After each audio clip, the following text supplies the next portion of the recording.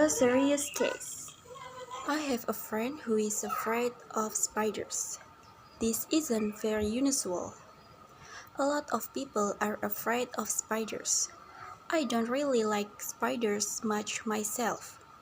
I don't mind them if I see them outside in the garden, as long as they're not too big. But if one comes in the house, especially if it's one of those really big spiders with furry legs and little red eyes, then I go, yuck, and I try to get rid of it. Usually, I'll use a brush to get rid of the spider. But if I feel brave, then I put a glass over the top of it, slide a piece of paper under the glass, and then take it outside. This is quite normal, I think, but my friend isn't afraid of spiders in any normal way. She isn't just afraid of spiders, she is totally, completely, and utterly terrified of them. When my friend sees a spider, she doesn't just go, ah, or run away or ask someone else to get rid of the horrible, creepy crawly. No, she screams as loud as she possibly can.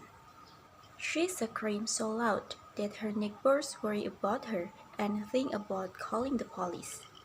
When she sees a spider, she shivers all over and sometimes she freezes completely. She can't move at all because she is so terrified. Sometimes she even faints. But my friend had a surprise for me when we met for coffee last week. Guess what? She asked me. What? I said. I've got a new pet. Great, I said. What is it? A dog? A cat? No. A budgie? No. A rabbit? No. What then? I've got a pet spider. I don't believe you. It's true. I decided that it was time I did something about my phobia. So I went to visit a doctor, a special doctor, a psychiatrist. The psychiatrist specializes in phobias, helping people who have irrational fears to get better and live normally. He told me I suffered from arachnophobia, irrational fear of spiders, he said. About 1 in 50 people suffer from a severe form of arachnophobia. It's not very uncommon. Thanks, sighed my friend. But that doesn't help me much. There are lots of different ways we can try to cure your phobia, said psychiatrists. First, there is traditional analysis. What does that mean? Asked my friend. This means a lot of talking. We try to find out exactly why you have such a terrible fear of spiders. Perhaps it's linked to something that happened to you when you were a child. Oh dear, said my friend. That sounds quite worrying. It can take a long time, said the psychiatrist. Years, sometimes, and you can never be certain that it will be successfully. Are there any other methods? Yes, some psychiatrists use hypnosis along with traditional analysis.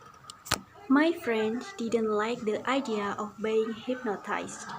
I'm worried about what thing will come out of my subconscious mind, she said. Are there any other methods? Well, said the psychiatrist, there is what we call the behavior approach. What's the behavior approach? Asked my friend. Well, said the psychiatrist, it's like this. The psychiatrist got out a small spider from his desk. It wasn't a real spider. It was made of plastic. Even though it was only a plastic spider, my friend screamed when she saw it. Don't worry, said the psychiatrist. It's not a real spider. I know, said my friend, but I'm afraid of it just the same. Hmm, sighed the psychiatrist. A serious case. He put the plastic spider on the desk. When my friend stopped screaming, the psychiatrist told her to touch it. When she stopped screaming again, the idea of touching the plastic spider was enough to make her scream. She touched it. At first, she touched it for just 1 second. She shivered all over, but at least she managed to touch it.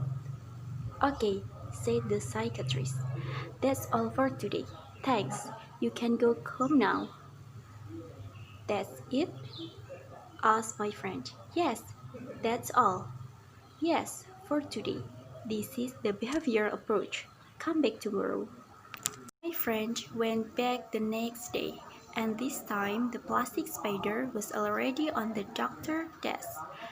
This time she touched it and held it for 5 minutes. Then the doctor told her to go home and come back the next day. The next day she went back, and the plastic spider was on her chair. She had to move the spider so she could sit down. The next day, she held the spider in her hand while the sat in her chair. The next day, the doctor gave her the plastic spider and told her to take it home with her. Where do spiders appear in your house? Asked the psychiatrist. In the bed, usually, sighed my friend. Put the spider in the bed, he told her. My friend was terrified of the spider in the bed, but she managed not to scream when she saw it there. It's only a plastic spider, she thought herself. Today, the psychiatrist told her to put the spider in her living room. My friend put it on the top of the television. At first, she thought the spider was watching her and she felt afraid. Then she told herself that it was only a plastic spider. The next day, the psychiatrist told her to put the spider in her bed. No way, she said. Absolutely not. Why not? Asked the psychiatrist. It's a spider, replied my friend. No, it's not, said the psychiatrist. It's a plastic spider. It's not a real one. My friend realized that her doctor was right. She put the plastic spider in her bed, and she slept there all night with it in her bed. She only felt a little bit afraid. Next day, she went back to the psychiatrist. This time, she had a shock, a big shock. Sitting in the middle of the doctor's desk, there was a spider, and this time it was a real spider. My friend was about to scream and run away, but she didn't. She sat on the other side of the room, as far away as possible from the spider, for about 5 minutes. Then she got up and left the room. See you tomorrow, shouted the psychiatrist to her as she left. The next day, she went back, and this time the psychiatrist let the spider run around on his desk. Again, my friend stayed about 5 minutes, then left.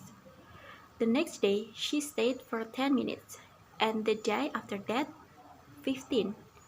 Eventually, the psychiatrist held the spider, the real spider with long, furry legs and little eyes, in his hand. He asked my friend to come and touch it. At first, she refused, but the doctor insisted. Eventually, she touched the spider, just for a second. The next day, she touched it for a few seconds, then for a few minutes, And after that, she held the spider in her own hand. Then she took the spider home and let it run around in her house. She didn't feel afraid.